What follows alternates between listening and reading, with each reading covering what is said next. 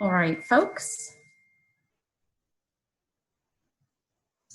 we're going to get started. Alan, I assume it's going to be popping up here on the screen. There we have it. Okay, so I just wanted to welcome everyone. Good evening, everyone. Thank you for joining us for our first talk of our connected virtual learning community. I'm happy that after I'm sure what is a full day of virtual meetings in your professional lives, that you are here with us tonight to connect with the college. Before I introduce our speaker, I wanted to go over a few housekeeping items. For most of you who are very familiar with chat, you'll see down at the bottom a little, or with Zoom rather, a chat feature. If you can type in any questions you have in that, and we will address your questions after the talk. And please don't worry if you've missed something or you want to learn a little, want to go over what was said. We're going to be recording this so that it'll be accessible to the Lafayette community after tonight. So with that said, I want to introduce Professor Alan Childs. Just make sure, Alan, you're all good to go? Yep. Okay, so Alan Childs, I'm sure many of you are familiar with. He's Professor Emeritus of Psychology, retiring in 2017 after 37 years as a teacher and administrator. He has remained involved with the college to include activities as teaching, a seminar course this past spring, which obviously was on campus and then went virtual, so he's been in it with the rest of us. He is the father of 2 Lafayette graduates, sons Ben 2000 and Jeff 2004, and daughter-in-law Liz in 2006. And he continues to serve as faculty mentor for the men's basketball team. He taught a number of courses over his career, including Introduction to Psychological Science, Social Behavior, Health Psychology, and First Year Seminar. His research interests include social interactions and decision-making in health and healthcare. And with that, I hand it over to Professor Alan Childs. Oh, thanks so much, Janine. I really appreciate that. It's a nice introduction. I'm anxious to get started here, although I've been doing a lot of as Janine said, a lot of video conferencing over the last 2 months with the class that I taught this past semester, which actually leads somewhat into what we're going to talk about tonight. That was INDS 331, which was Health, Life Science, and Society, capstone course for that particular minor. So we did touch on a number of those issues there as well. You get to see my stay-at-home haircut. I haven't had hair this long since graduate school, when the standard outfit was tie-dye t-shirt, bell-bottom jeans, and Huarache sandals, but we're a little bit further down the road than that. But what we're going to do today is I'm going to give you a kind of an overview, almost a table of contents of research and theory on stress, and a little bit on stress management.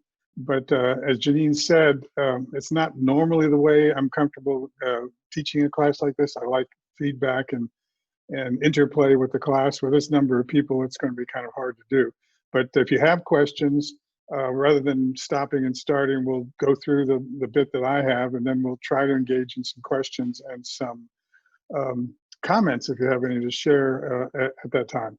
I'm going to do about 20-25 minutes. My instinct is to go 50 because that's how we normally teach, but hopefully I can get most of this that I need to have said in about 20-25 minutes. And then we can engage, I hope, in a nice, robust conversation. Again, let me say that this is going to be really a brief overview, but this does come from 2 classes that I have taught. As Janine mentioned, social behavior, Psych 235, and then health psychology, which is Psych 240.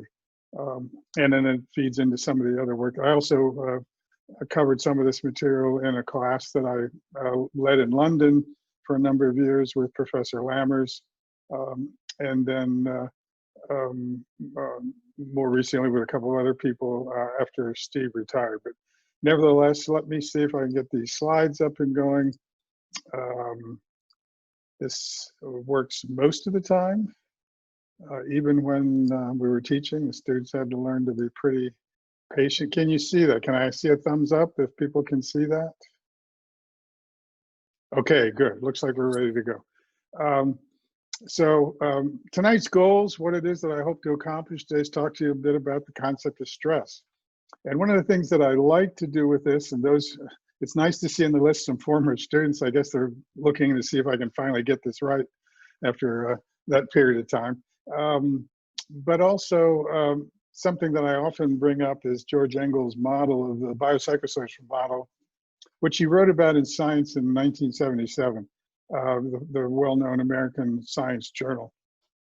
George Engel thought we had sort of gone down the road of biomedical model and reductionism a little too far, both in healthcare and the other behavioral sciences, and so proposed this psychosocial model, which really ends up being more holistic than reductionistic, and it sort of was a natural sort of revolution that goes on in science every couple hundred years. And so we're now looking at this on a much broader basis. And he was proposing it specifically for medical education and also to a certain degree the practice of medicine. And again, that was something I was interested in as a teacher and a researcher. My fundamental discipline within psychology is social behavior, social psychology, with a special interest in healthcare decision-making, and medicine in general, medical education. And for about 10 years, I was the health professions advisor at the college. So it all sort of fits together as a piece. So the biopsychosocial model proposes, in order to understand any phenomena of human behavior, particularly in health or healthcare, you need to take the consideration of that there are biological, psychological, and social factors in order to both understand the disease and then ultimately to treat it and hopefully also to prevent it. So it was a much more preventative model, and still is. And I think it's slowly moving its way in. It takes a long time for these kinds of revolutions to take place, from the more crisis-oriented biomedical model, which based on a lot of use of technology now, to finding a more holistic solution. You're seeing in medical schools now, for example, students actually taking humanities and social science courses, and even the MCAT's got evolved to include social sciences as part of the MCAT test for admissions to medical schools. All good things in my view. In order to understand stress, we have to look at it as both a stimulus and a response. In other words, it's unique in that regard, is that you have to look at it in both ways, and we'll talk more about it. We're going to spend a little more time than you might expect on the biology of the stress response. Those of you who took intro psych with me, or even social psych, but certainly health psych, we spent a good deal of portion of time on understanding the biology of behavior in general, but also the stress response, because it's so much a crucial part of understanding human behavior and what we confront every day, and certainly in this time, confront it more than usual. So we'll also look at the psychosocial cultural aspects, and we'll end up with some thoughts on the idea of how we cope, or how can we cope with this. And again, I hope we have some time for some questions and answers, and I need to keep conscious of the time. Maybe Janine can prod me if I'm going a little too long. But a caveat: this information comes from my particular perspective as an academic, and so I'm not a practicing clinician. I never have been. And so there'll be no therapy tonight, no group sessions, no relaxation training or anything quite of that like. Although we will talk about it and how it fits in with the understanding of what stress is and then how can we respond to it. So with that caveat in mind, let's take a look at it. We are in a historic event with the coronavirus pandemic that we're all facing, and I suspect a lot of you signed on tonight with that in mind. It's been a very stressful time. But actually, stress has been known as a pandemic, certainly in our country, but across the world, for quite a while. In fact, it has been called the disease of the 20th and the 21st century. And the reason you say, here's a wonderful word cloud. I didn't produce this, but an acquaintance of mine did and uses it in her class. But just look at the words that are there and all the things that you and I have probably had some familiarity with, certainly healthcare, mental health problems, feelings, pressures, anxieties.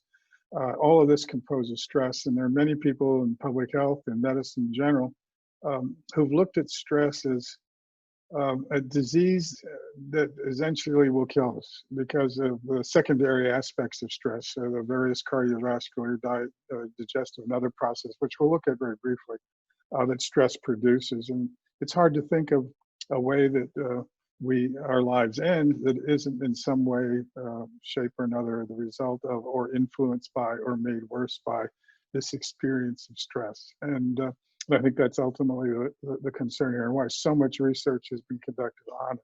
And so what I hope we can do for a few minutes is just sort of look at an overview of the stress. What are the stress models? How do we think about it? How do we talk about it? And then how do we try to deal with it? Again, from Engel's biopsychosocial model. So what is stress?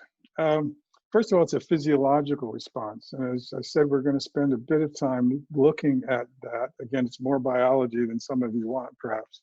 And as I said, when I taught intro psych and social psych, I'd always get this response from children, from the class: why do we have to spend so much time on this, on the biology of all? But of course, the biology is always the substrate, and it is one of the primary responses of the body to respond to stress. So we'll look at that.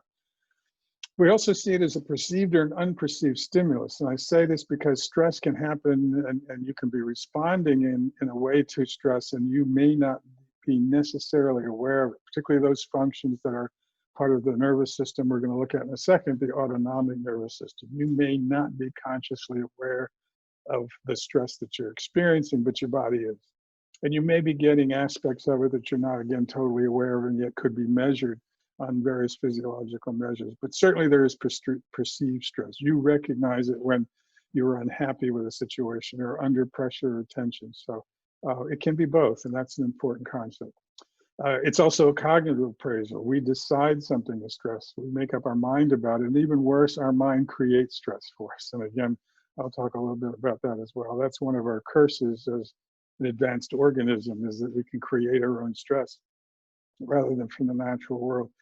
My allergies are killing me. All the grass and stuff are blooming in my yard, so please forgive me. My voice sounds a little untypical, but I've got some tea here, and so hopefully I can keep it lubricated.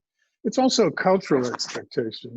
We often talk about stress as a cauldron that creates strong character and a robust individual. So we even try to produce stress. We make stress as a part of life, and people are supposed to be able to take a lot of stress and more. But that's sort of a quick capsule of a couple of different ways to look at stress, and you can see it's pretty complicated even with that. Of course, here's a good one.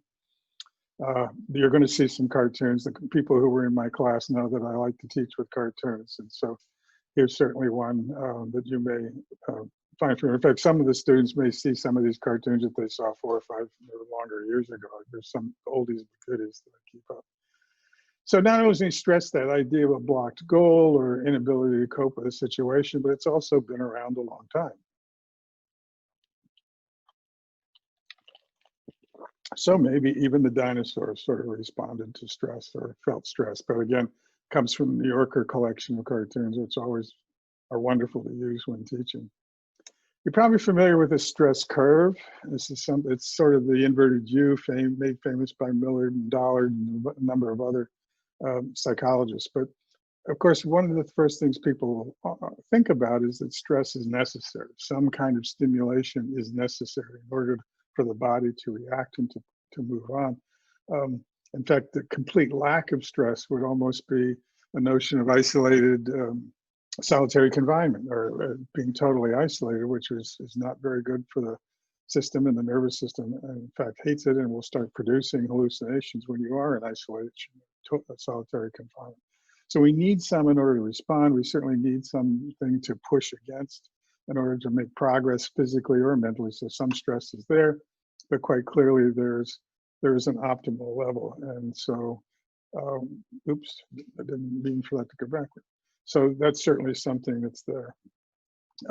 But then you move coming down the curve: exhaustion, anxiety, panic, and ultimately breakdown, which of course then ends up being, some cases, burned out, which is a problem for those people in professions where there is a great deal of stress, and there has to be awareness of that. And of course, with the pandemic going on, and the heroic healthcare workers constantly being bombarded with the stress of this disease and trying to care with people, certainly are on that side of the curve. And it's important for people like supervisors and other people in a position to be aware of this, to recognize that, and to try to intervene in the case. So, so that's the stress curve. So the biology of stress, here's the first book that I'm going to recommend, and it's the basis for some of this. Those are, again, who took health psychology with me over the last 8 or 10 years will recognize this book. It's Robert Sapolsky's Why Zebras Don't Get Ulcers. Sapolsky actually came to campus, might have been 8 or 9 years ago, time goes, so it may be longer. If anybody's out there that remembers, chat it and tell me when it was, but he came and spoke to campus. He's a neuroscientist on the faculty of UCLA and one of the MacArthur Prize winners, the so-called Genius Prize. He's spent his career now well into 30 years studying stress in animals, particularly in Africa, and has spent his summers studying animals and actually taking samples from these animals, measuring the stress that they're under and how they respond to it. So this book is one that I strongly recommend. It is an excellent guide, as it says on the cover page, to stress and stress-related diseases. So he takes you through each of the organ systems within the body and explains how stress interacts with it. In some cases, to disease and to death, and that includes obviously cardiovascular issues, digestive issues, reproductive issues, growth and development issues, intellectual development. And I'll mention some of this in this section, but again, much of my inspiration comes from this particular book, and it's still in print. It's in its second or third edition, I can see. And I strongly recommend it. If anything we touch on tonight, which I can only touch on, again, I said you're going to get a table of contents to this area. And hopefully, and I want to encourage you and hopefully inspire you to pursue a little bit more to read into it to the degree that you're interested. This is a wonderful starting point. It's very well written. It's written for the general, well-informed reader. You'll get enough of the chemistry and the biology to be challenged, but he has a wonderful gift for explaining. So, nervous system diagram. Well, you've all seen this from biology class, starting with the brain and spinal cord as the central nervous system, then over to the peripheral, broken down into the autonomic, which is where stress is going to be an important feature, versus the somatic. The somatic is sort of what you can control. I can decide to reach my hand over to the mouse and click it. That's the somatic system, sending and receiving systems from signals from the brain. The autonomic is typically thought of as to being automatic, that I have no conscious control of and often no real awareness of it, although we've come to know that that's not exactly true. This is where biofeedback and some other things work on helping you learn how to control these and things that we've done for centuries and not realizing we were doing it, like relaxation, meditation, yoga even. Really is trying to work on producing a learned response to controlling, minimizing these autonomic functions.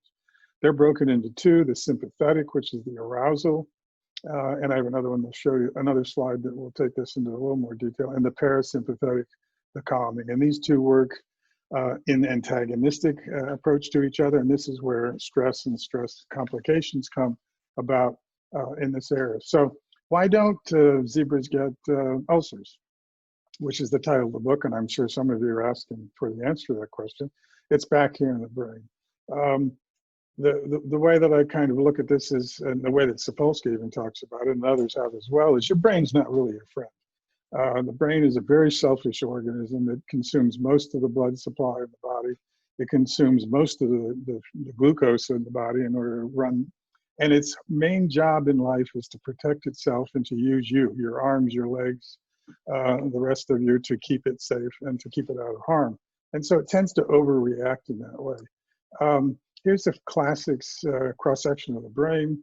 Here's where, if I can get this, it's backing up on me. This is where, this is the area where fear and pleasure, pain avoidance happens in the center part of the brain. Particularly the hypothalamus, the pituitary gland, the limbic system, emotions, and primitive, reflexive, protective behavior comes out of this area. This is also the area of the brain we share with virtually all chordates in one way or another. But here's the part that's not our friend, in a sense, at least in terms of stress. That's the prefrontal cortex, this general area here. It's the place of our memory, and it's the place of our hopes and dreams, our planning, our wishes, our desires. It's all part of what you might call your personality. And this is the part of the brain that anticipates, remembers, and creates things like stress. So why don't zebras get ulcers? Is they typically don't have this part of the brain, at least not as well developed as in ours.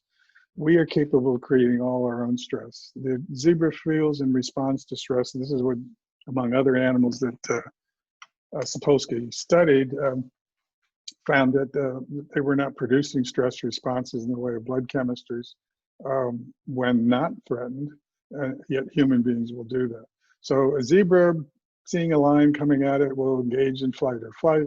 It will get away or it'll become lunch. And it's usually that simple. And once the lion goes away, the zebra stops feeling stressed, munching on grass and talking to other zebras and doing what other zebras do. But in our case as humans, our brain constantly is on alert and making these things up if there are. And some of us are chronic worriers, and that's the area where we're doing all of that. I probably remember some of the other parts of the brain, but it's this highly developed prefrontal cortex that creates our poetry, our music, our philosophy, but also our fears. And then this area of the brain acts on them. You might also notice that this area is very close to smell. Smell is a very critical stimulus in the sense that it produces very strong responses. Once you smell something terrible, you certainly know that you smelled it. It's also very close to hearing. Vision is across back here in the occipital lobe, but smell and hearing, reacting quickly and with some fear to loud sounds and very sharp smells clearly here. But again, this is where the emotions take place here. Both, pleasure and pain avoidance all happen in this area. Okay, so here's the actual breakdown of the autonomic. I'm getting a lot of unusual responses here. It must be static. It's very dry in here, so maybe that. Here's the parasympathetic. Well, let's notice the sympathetic here first. This is the part that activates our response to stimulus, particularly with certain strength or creating a certain response. Notice what happens. Dilates the pupil, so your vision becomes very narrow, tunnel vision. You're concentrating primarily in on what the threat might be. Inhibits the flow of saliva. You get dry mouth. You talk about being nervous. That's the first thing that happens. Also, supposedly this was an early lie detector. You may have read this somewhere else, but you give a person you suspect of lying something like a cracker or a dried toast or bread to eat, and then ask them to whistle, and if they can't, they're lying. And in fact, any lie detector, also known as a physiograph, measures some of these because the assumption is if you're lying, you're stressed, and then these indicators are going to increase, and that's really what a lie detector looks at among some of these things, not all of them. I won't go through all of those, but digestion, increasing heart rate, raising blood pressure is obviously a problem. Digestive issues, again, if you're trying to escape from a lion, it doesn't matter whether you're going to digest that food right at the moment. And so that all gets suppressed. It gets shifted to the muscles. There's a release of glucose from the liver.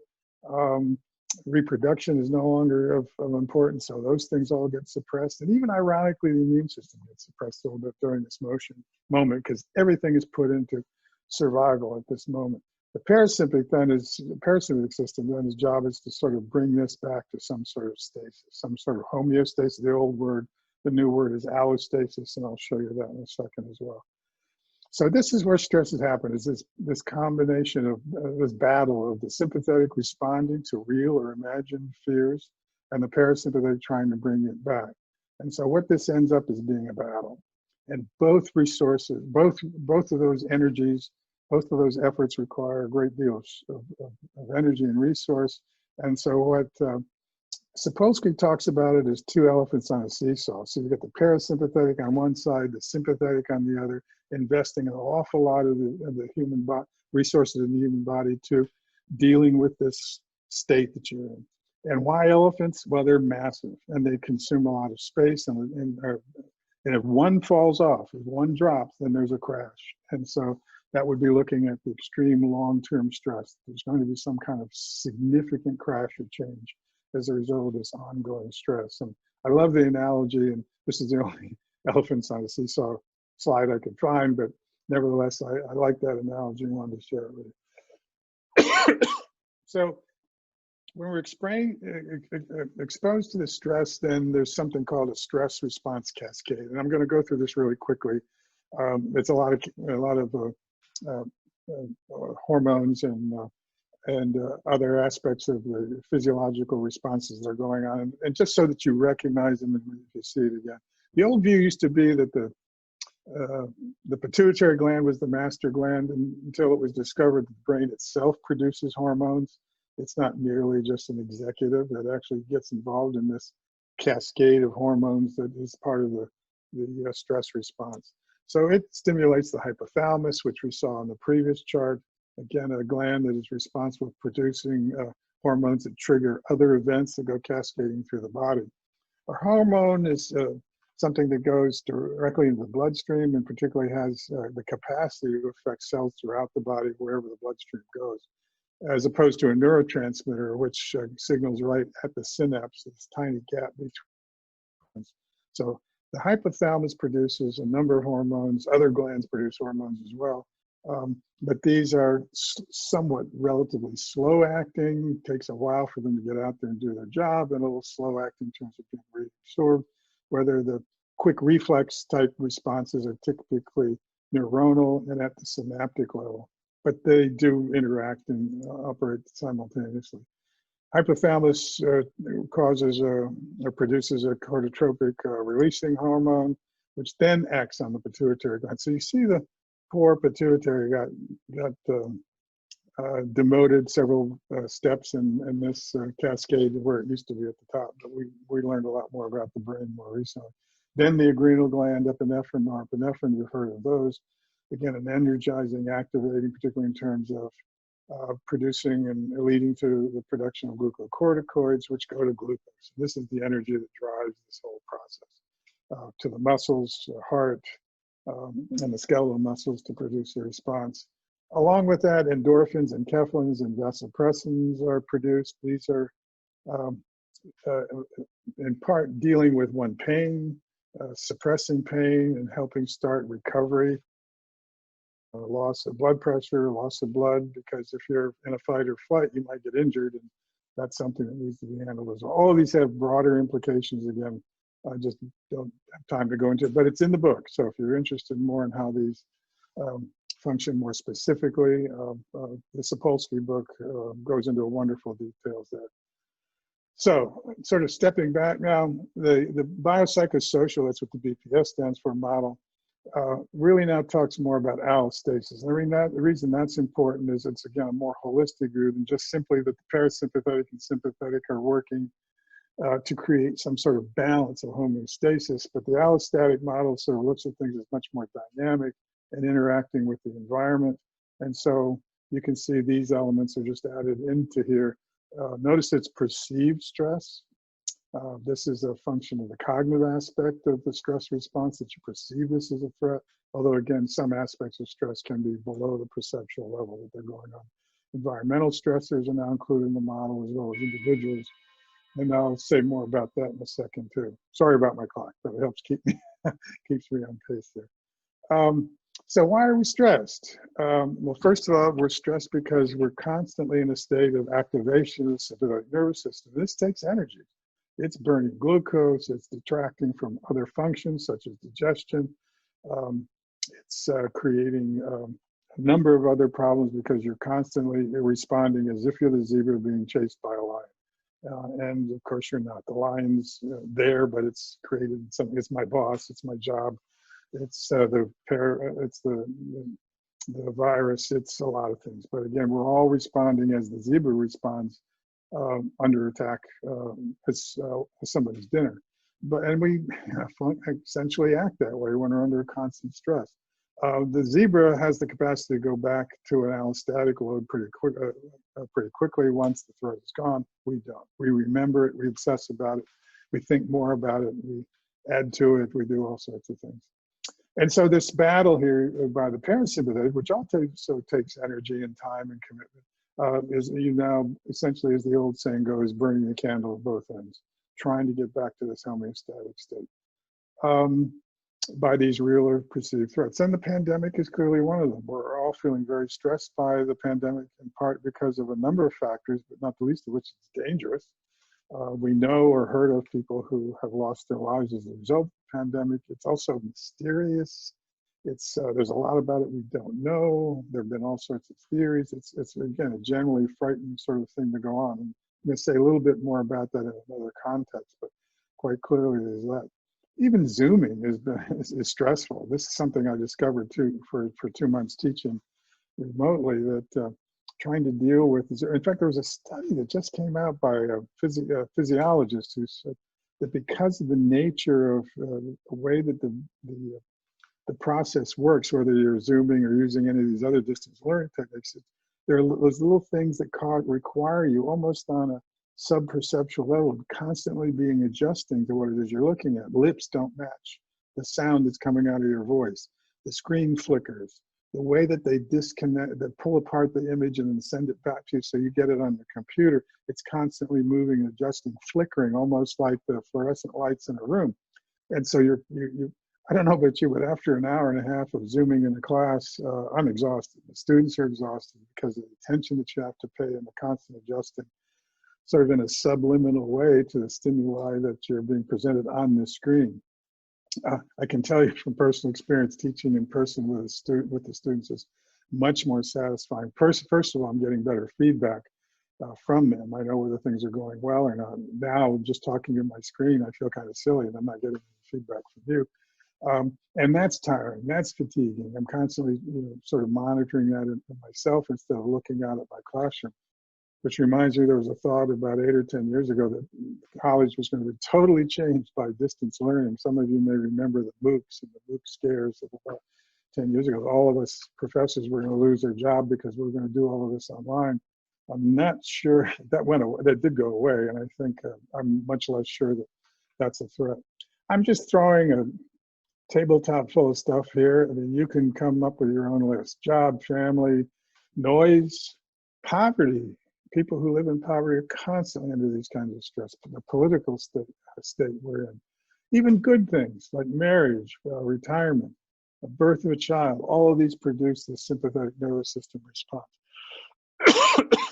and in part because ultimately we don't have an ability, this looks more at the cognitive side of things, our inability to predict and control most, if not all, of those things that are going on. And it turns out from a psychological part of the formula for understanding stress is this ability to predict and control becomes really important, particularly for humans. I don't know if the zebra worries as much about that. The zebra has good senses and can act pretty quickly to use its resources to get away as fast as possible. But we, at least, our brain, not always being our friend, at least does have this capacity and expects to deal with it. But lots of research has looked at this, why people who are in charge of projects sometimes have less stress than those that are following, because the boss or the captain or the leader or whatever is in a better position to predict and control what's going on.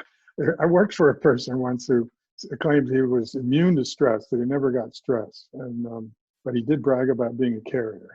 He was able to produce lots of stress, although he thought he never had it himself. But the fact of the matter is, even if you enjoyed it, and I'll talk about stress junkies and adrenaline addicts and that sort of thing in a sec, but the whole idea, at least if you're in a position of predicting and control, you've got some functionality that reduces the total stress experience. In fact, a lot of this research was done by a Lafayette grad, Jay Weiss, up at Rockefeller University at the time. We did a lot of research on animal models showing the effect on blood chemistries and even ulcer production. And Jay used to be, I don't know where he is now, but he used to come down and talk to our classes, and he was a fascinating person. Like I said, won a number of prizes and awards for his work on stress, just with this idea to be able to predict and control the stress that was being applied to animals in an experimental situation.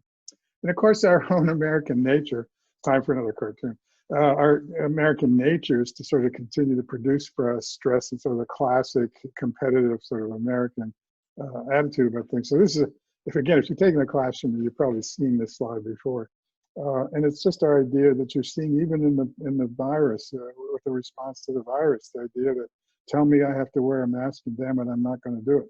This kind of reactionary, this kind of intense individualism, and I love this cartoon, without really understanding why, expecting that he had, or feeling this need that he has to juggle. For those of you who've seen this 2 or 3 times in other speeches or my classes, I apologize, it's like the cartoon. So effects of long-term stress, I'll let you read these. They're implied by what the sympathetic nervous system kind of controls or deals with.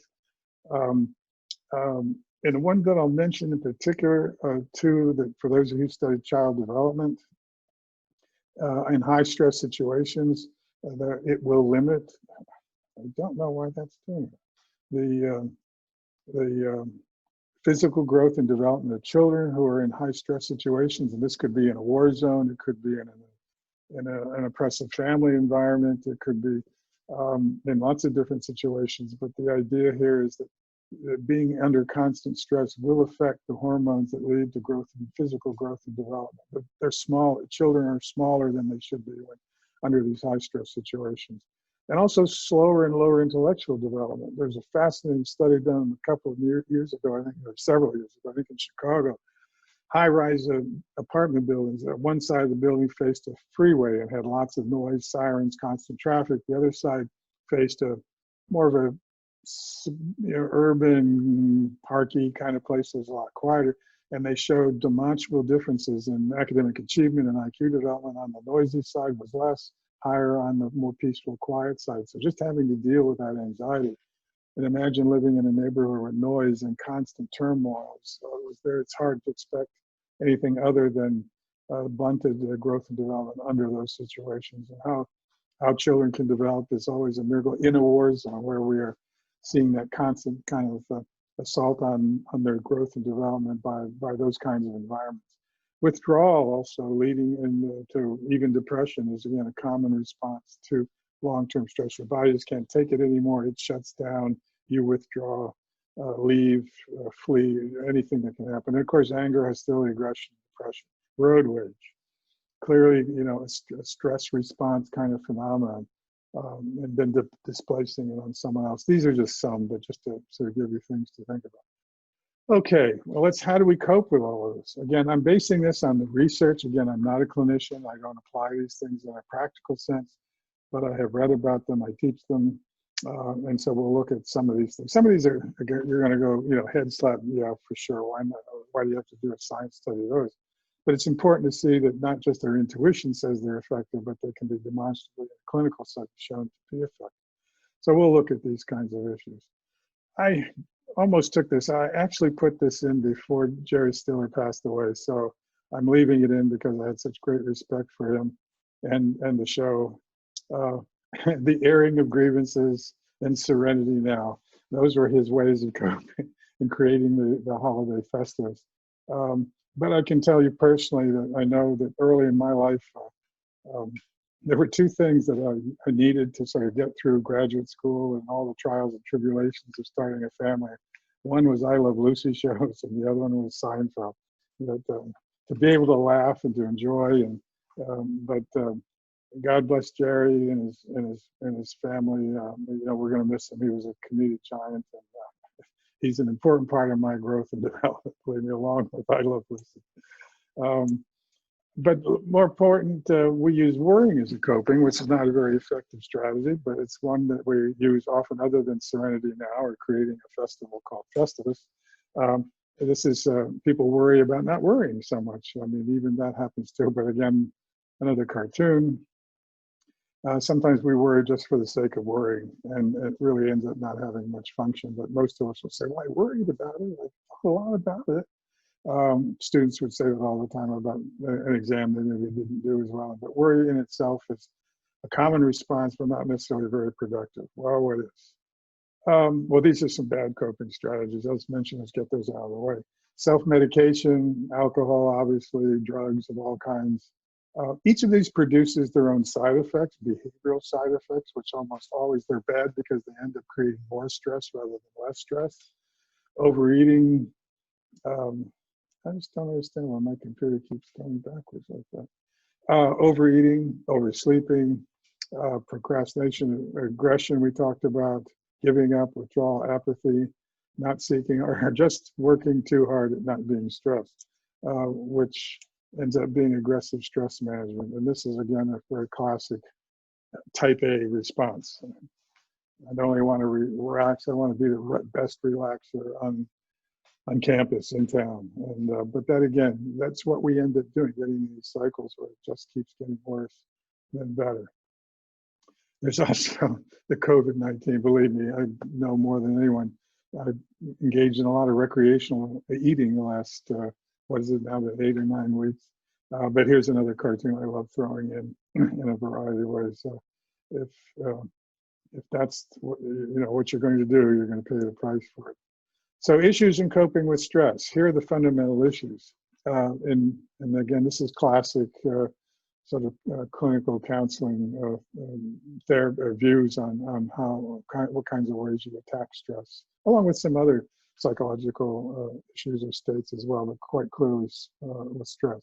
You deal with the problem and use strategies that sort of try to attack the problem that's causing the stress insofar as you can.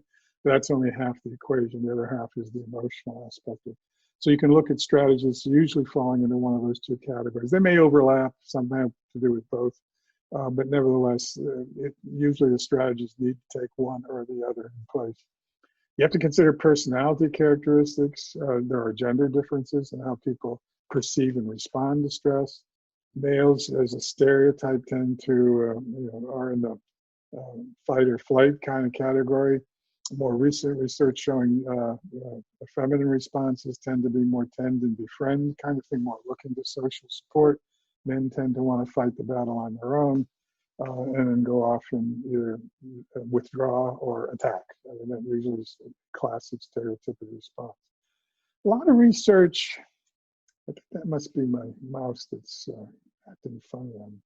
There's a lot of research on trying to find Kobasa and her students. We're trying to look at sort of a trait characteristic, a permanent trait characteristic called the hardy personality. There wasn't much there that they could find. I'm not a trait theorist. As a social psychologist, my guiding principles have tended to be the power of the situation more than fundamental traits, but nevertheless, that was at work. But what it did lead to is sort of how can you build a hardy personality in terms of stress, or can you stress-proof people? To a certain extent, you can. Some of it has to do with classical conditioning, which we really didn't talk too much about earlier, but the autonomic nervous system is obviously the primary system that responds to Pavlovian conditioning.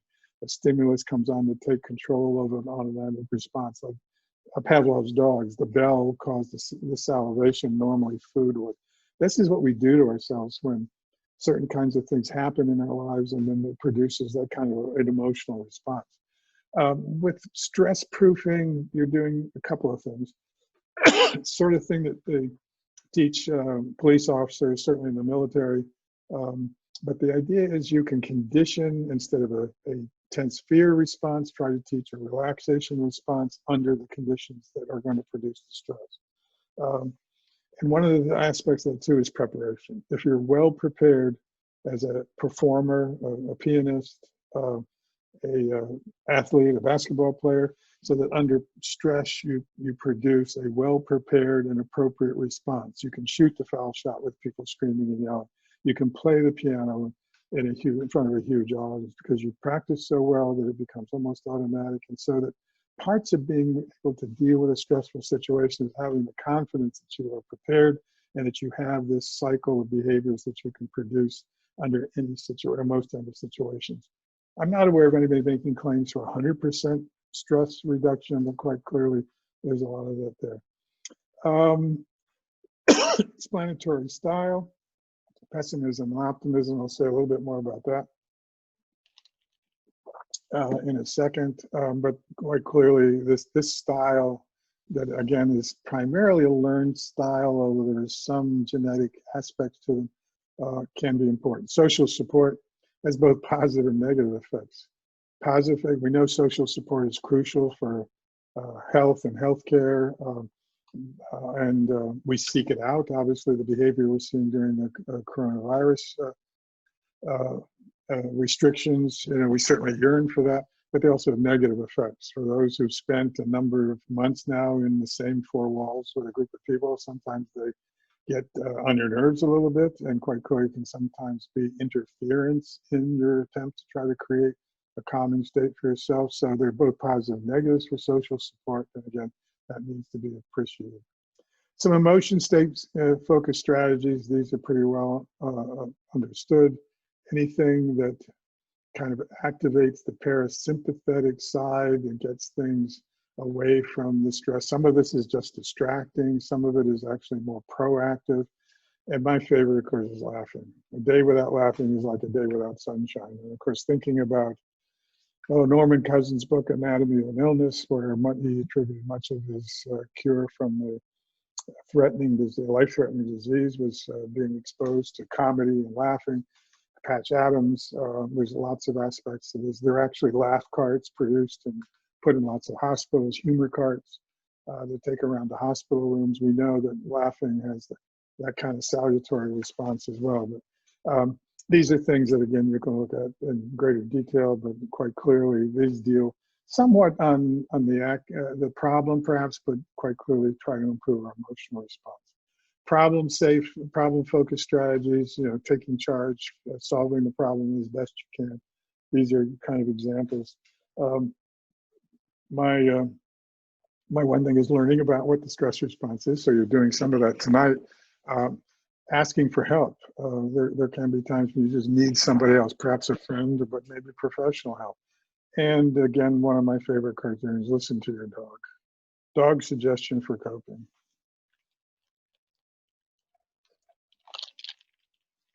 If you're not a dog lover, this isn't funny at all, but for those of us who have dogs in our lives, my favorite one, of course, is to run around the room in circles with a sock in my mouth. And of course, it sort of upsets my wife a little bit, but nevertheless, I find it very relaxing. Or at least my dog said I should do it. Factors affecting the ability to come back to this explanatory style. So there's a definition of explanatory style. And again, most of us understand pessimism. Tends to look at things negatively, tends to certainly be associated with some other negative emotions. And pessimism in and of itself tends to add stress, not only your own, but to others. And so that tends to be a factor that is not a healthy one. And in fact, in some ways, in very specific ways, particularly important to understand that pessimism has been linked. Now, these are correlational studies to be sure, but linked with lower immune systems, and certainly more likely to fall into some other negative health states because of the pessimism. And again, some of that is as a pessimist deflecting the support of others, but it's also creating a physical state which is not prone to respond in a healthy fashion. Optimism tends to be much more positive in the sense of explaining and looking at things like engaging with others. And the important one, and again, this is some research that I have been involved with somewhat directly back in the past, shorter hospital stays, less medication, faster recoveries, and so forth. Certainly much more optimistic and much more likely to say, yeah, I can do that. Let's go for a run. Or, yeah, I can learn how to kayak, or my former passion before the pandemic took over is becoming a pickleball fanatic. It's something that I felt like I could do, but it also, again, seems to have at least some connection to improving immune function as well, particularly with the C-reactive protein. Okay, we're coming to the end. So one of the things that I really have gotten to know and appreciate more recently, and a lot of interesting recent research on the notion of happiness. Happiness is the non-stress.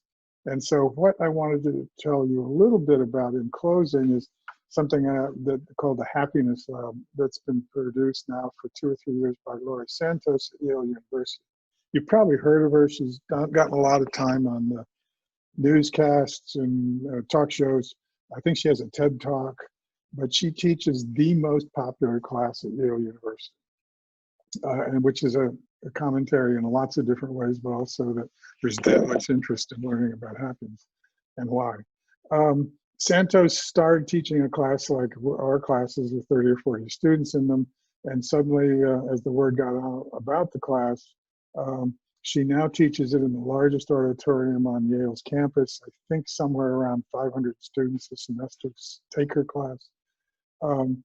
And she has produced, is now producing a newsletter that you can get at email, as well as a podcast, which I really love. She has a weekly program where she brings in researchers who are doing research on various aspects of happiness, positive feelings, optimism, and they're research-based. You're learning about the studies that have been to connect with them. Some of them are more sociological or anthropological.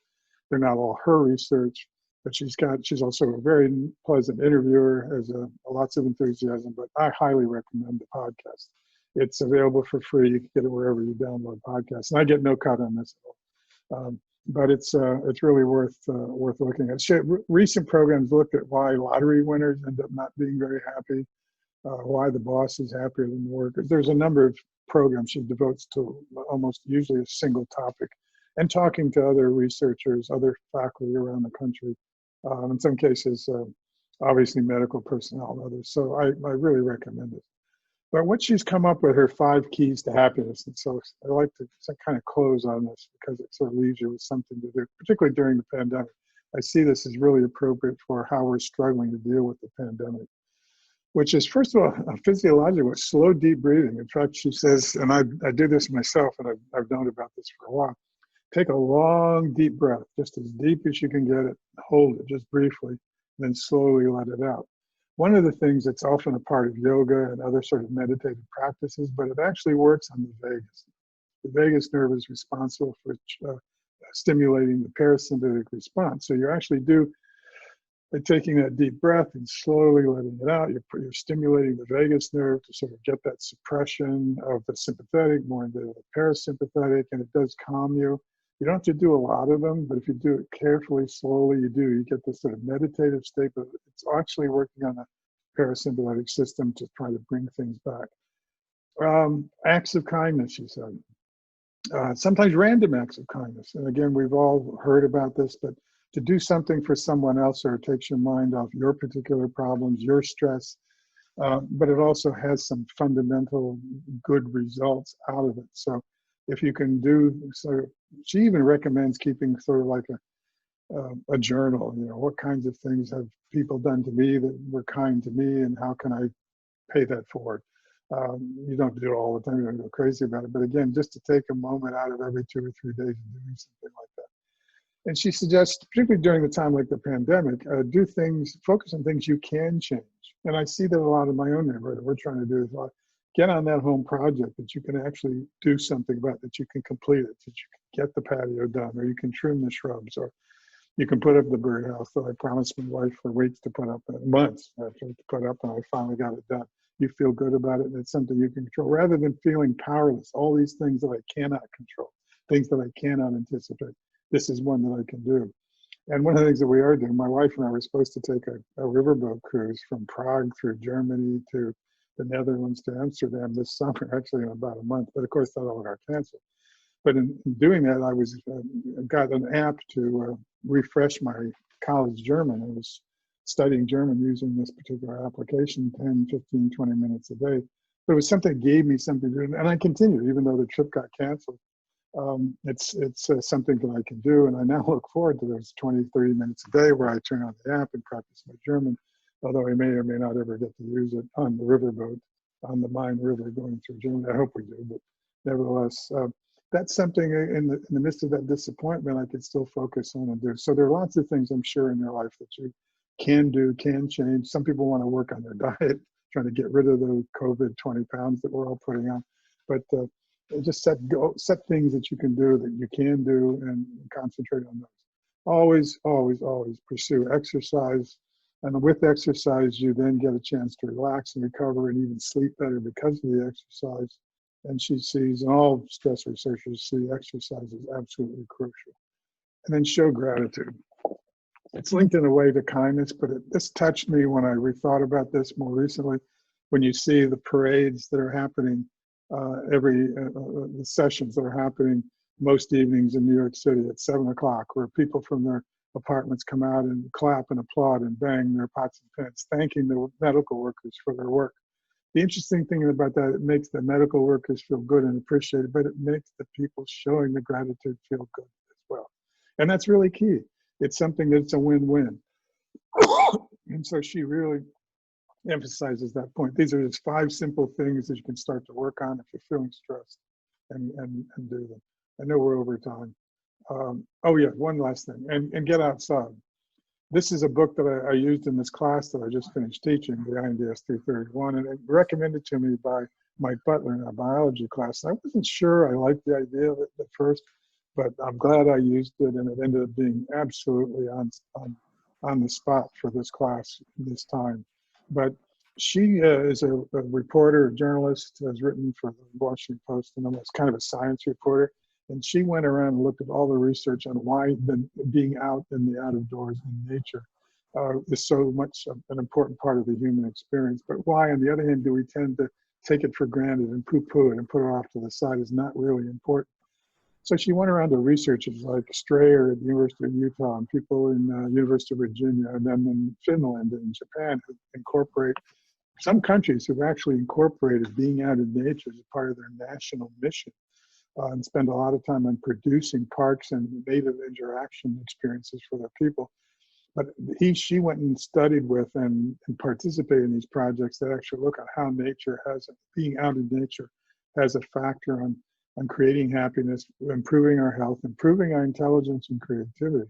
And as she points out in the book, we have to remember that our brain evolved out in nature. It did not spend most of its history as an organ, being involved within a built environment like a building or a city. So our heritage as a creature has been really more out in nature than the more recent history of being in a built environment. So she points to how this really seems to tap into. It's all based on science and scientific research. So she does a wonderful job. Very readable book. I heartily recommend it if you need justification for going on those walks or a kayak trip but you can see it. You can see it during the pandemic. People are dying to get out into the beach, and unfortunately putting their health at risk by doing it, going on walks and needing the parks to be open. There is a real drive for that, and it's important. So to sum up, again, this is just a quick chart looking at the biological, social, and psychological influences that all contribute to successful coping and managing stress effectively. Again, this is recorded. You can see this later if you need to. So that's it for me. Thanks I think you're still awake. I hope you're still awake. I can't really see you, but I hope this has been helpful. I really enjoy this material. I love talking about it.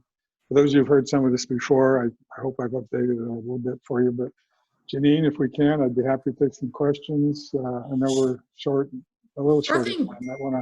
We've got a couple of questions. Okay. Please. So we have Susan would like to know, why do some people perceive more stress than others?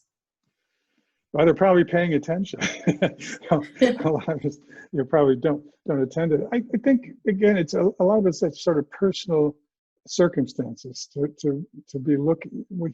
We create our own reality. I mean, if you're looking for something to worry about, to go back to that notion, that's what we do. Let me get out of share. Again, I apologize for my allergies. They're really kind of raspy. If I need to go back to the slides, I can.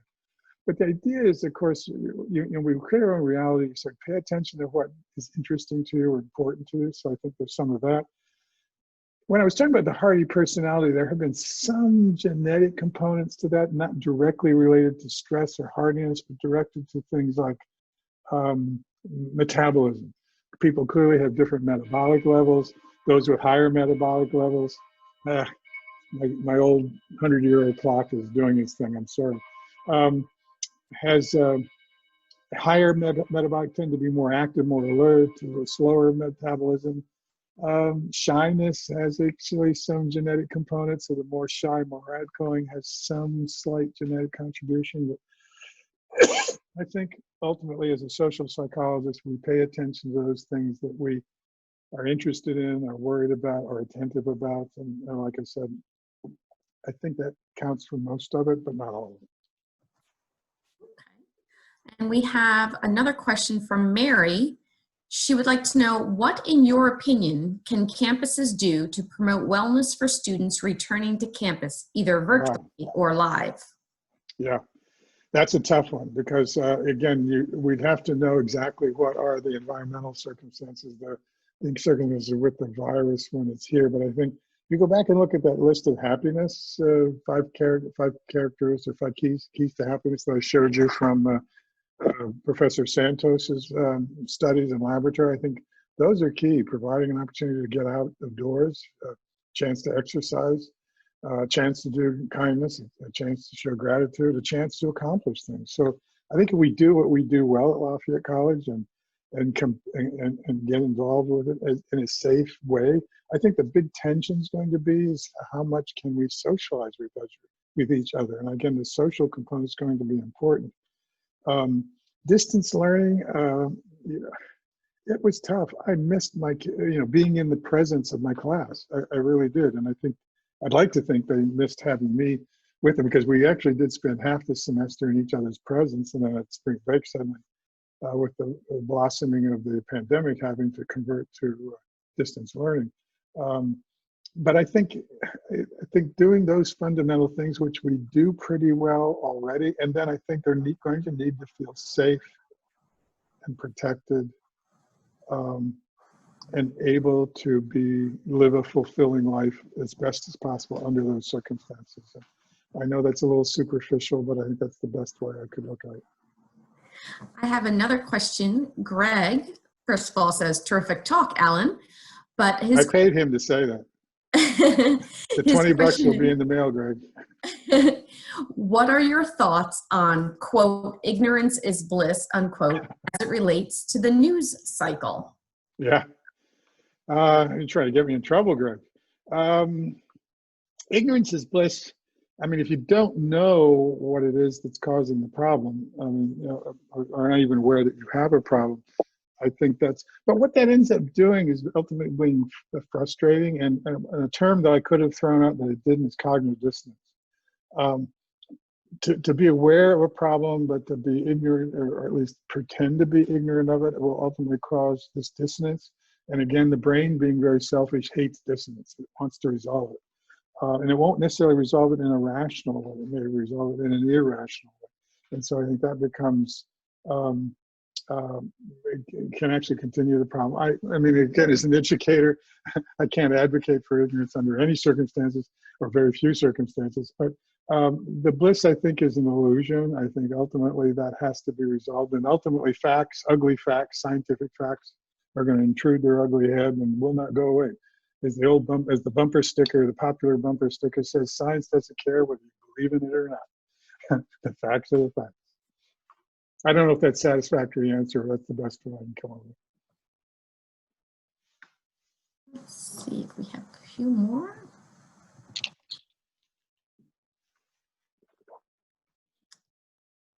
Does anyone else have any more questions? We have a lot of people saying thank you, and they're happy to be back in the class again. Well, it was my pleasure. I love doing this. I love this material.